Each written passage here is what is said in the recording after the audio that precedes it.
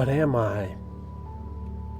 We stand together, Christ and I, in peace and certainty of purpose, and in Him is His Creator, as He is in me.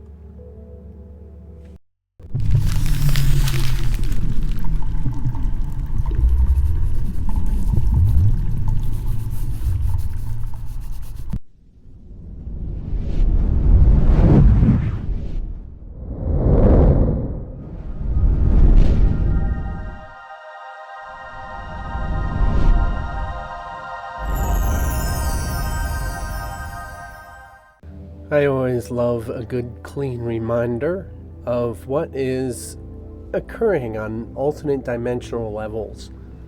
And it's so easy to get used to A Course in Miracles and kind of regurgitate ideas throughout it, and then your mind kind of shifts and changes as you're learning, but you're also not entirely experiencing yet.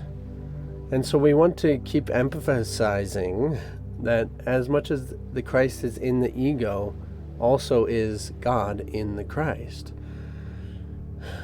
So regardless of it in and what's in what, if we take that bubble idea again, we have the ego inside the Christ, and then Christ is inside God bubble. It's all really the same consciousness. And that everything done by any of the consciousnesses is all of the consciousness in which it's inside. So everything is God's will because it's all God's consciousness. You can't get outside of it. All the ego's wills are all Christ consciousnesses because they can't get outside and exist outside of Christ. Just like you might have some personality issues, maybe you got several going on in there, who knows? They are in control of you're in control within your consciousness, even if you don't know you're in control. That's just an example. Might not be applicable, but in that sense of recognizing that you are in Christ and Christ is in God, but they're all in the same consciousness. Alternate dimensions of consciousness. As it's quite a remarkable thing to see that and to recognize what this is, that if you pop that bubble, as we're so trying to with forgiveness of the ego, that you recognize what Christ is with all egos in it. With all egos in it. Seeing that all minds are one. And it has the choice and the will to make separation seem like it's actually occurring. And so that idea that there would be resistance is still there. Resistance is an aspect of separation, and it can only exist in separation.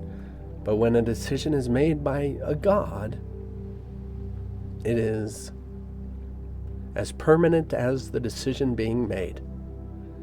If the decision's for something different, for the awakening of love, then the revelation for all the people, all the beings, recognize what love is.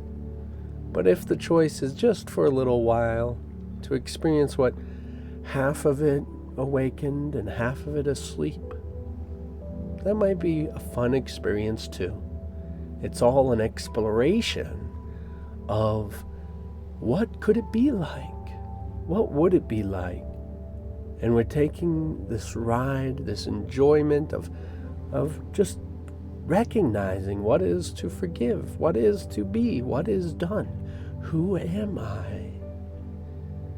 Little by little, on a journey of the full discovery and full realization of the totality of what is God.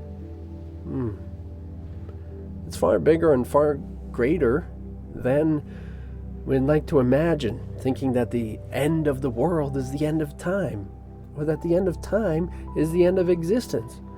And none of these really are true.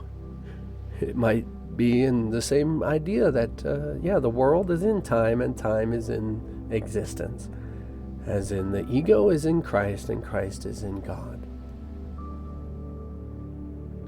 They're just little bubbles, membranes popping inside each other, so you discover more, discovering more, experiencing more,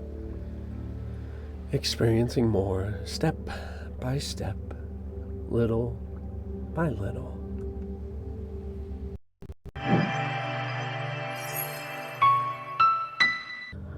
It is a beautiful thing because we are in the land of forgetting.